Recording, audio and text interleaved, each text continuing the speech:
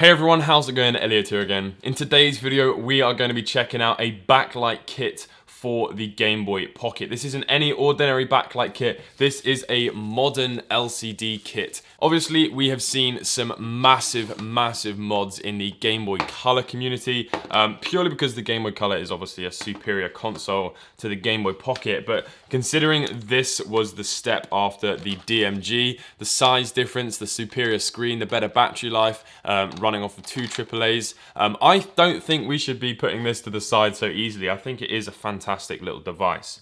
With the Game Boy Colors, we've had front light mods, we've had AGS 101 ribbon cables, we've had McWill backlight screens, and we've also had one from Ben Ven, which is an absolutely incredible little thing. Not to mention the fact that this is made out of aluminium and has been machined by aluminium by a guy called Boxy Pixel. It also has a rechargeable lithium-ion battery in it. So I think it's fair to say the Game Boy Color has had its fair share of mods. So it's time to give our old friend, the Game Boy Pocket, a little bit of treatment. If you haven't got a Game Boy Pocket, I'm actually giving away one on my social media, as well as a Nintendo 2DS on Twitter and Instagram, so go ahead and check out the details in the description below for that. So this kit has set me back £50, which is rather depressing because none of the modifications that you do for your Game Boys are particularly expensive, which is why it makes it quite nice to have a go at doing them. Now, I have just covered a backlight kit for the Neo Geo Pocket, and this is clearly from the same Chinese seller because this screen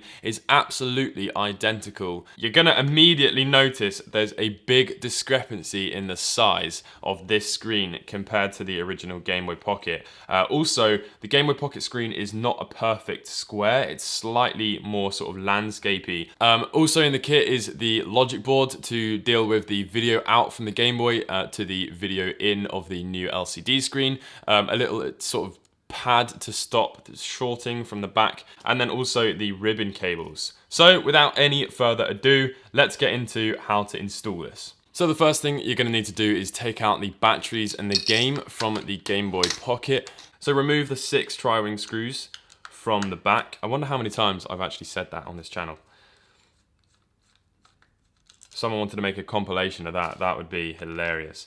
And then the back will just come right off. We don't actually need to do anything to that. And then inside is going to be 3 Phillips screws, but apparently there's only 1 in here. Not sure how that's happened. So go on and remove the 3 Phillips screws from the motherboard. And then we can undo the ribbon cable. Very simple, just lift up the 2 little white latches. And then the whole motherboard will come out. We can just sort of gently twist the screen like so and get your fingernail underneath one of the corners and then bend the other way and the screen will come out. And now we can get a better view of the damage that's happened to this LCD. Not fantastic. Pop that to the side. And here we go with the installation. So I'm a little bit concerned that in this kit, not a single sort of 3D printed or perspex bracket has been supplied. I don't have anything to cut or print a new one of those, so there hasn't been any sort of bracket supplied with this. So I am just going to keep the adhesive pad and then just sort of line it up with my eye and press down on the adhesive, and that should be sufficient. Next up, what I'm going to do is take this little adhesive pad and stick that on the back of this logic board just to stop anything from shorting. I'm also going to take some Kapton tape, which is just a sort of an insulator, and put that on the back of the screen. You could also obviously use a little bit of electrical tape or something, but Kapton tape is all I have to hand. So now what you need to do is just fold the ribbon cable over and slot it into the little lock. Be very careful. Make sure that those pins are facing down, and then close the lock over like that. So once you've got that ribbon cable in, tuck the PCB back and then fold the entire assembly over. This feels a little bit dodgy. I think that is okay. And then what we need to do is put this ribbon cable in. This is the one that is going to go into the actual Game Boy Pocket. Just slide it in, be really gentle, and close the little lock there. If your screen doesn't work for whatever reason, just double check those little locks are fully pressed down. So what we're gonna do is grab our PCB and drop that back in. Now that the PCB is back in, I'm going to put my screws in, although annoyingly, as I said, I've only got the one Phillips screw. Really not sure how that's happened. And what we need to do is fold this ribbon cable over and tuck it in. I'm a little bit worried though about this hitting here, so I think I'm going to put some additional Kapton tape on here. There's, again with this, no instructions on how to install it on their eBay listing, and I doubt they're going to have a website for all of this, so yeah, hopefully this video will help those of you who are planning on doing this. So there was a little bit of wire included, and I thought that was for the sort of touch sensor type thing, which is for the brightness control, but I've never bothered using that because it's just like a cheap bit of copper sticker, so yeah, never really bothered with that. So what I'm going to do now is just tin these small wires up just a little bit, and then we will get on with the soldering. So I found a picture online which shows I need to solder to this leg onto the right hand side contact here, and then the left hand side contact onto the top of this capacitor sort of resistor thing. So let's go ahead and do that. So we'll start off with this one here. So let's get a little bit of solder on these two pads. And then also on the underside of this resistor or capacitor, not actually sure what this is.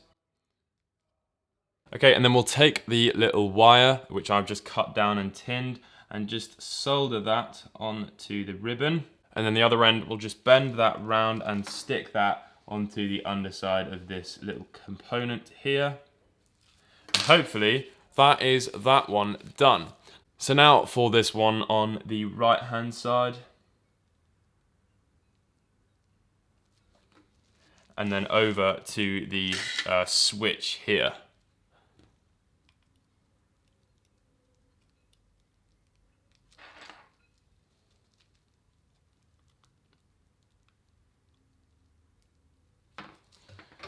All right, that should be it. I'm quite happy with how that looks.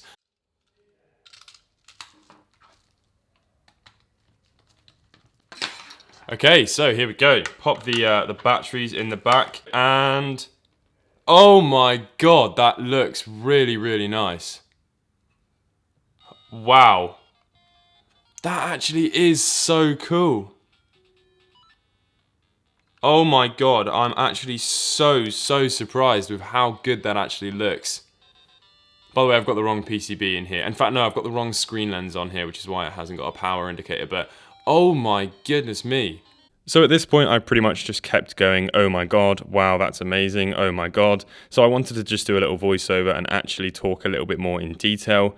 This thing is absolutely stunning. I'd say it's about the same size as playing on a Game Boy Advance SP, but obviously you're having the original form factor of the Game Boy Pocket, which I personally far prefer over the SP. There's pretty much no screen tearing that's noticeable to my eye, especially not when compared to the original screen. It does look brighter in person. I've got this sort of overhead studio light on, but wowee, that looks absolutely stunning. I can't believe how good that looks. That is way better than what I thought it was going to be. Absolute resounding success there. That is incredible.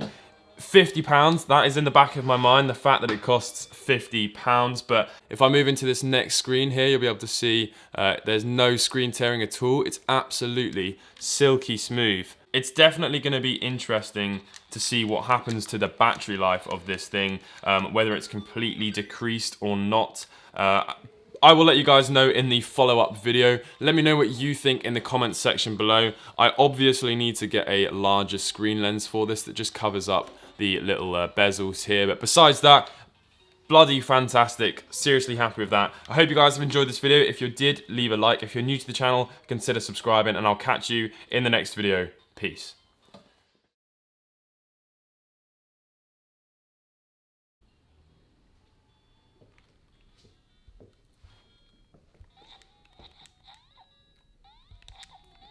What do you think, Emily? It's hard.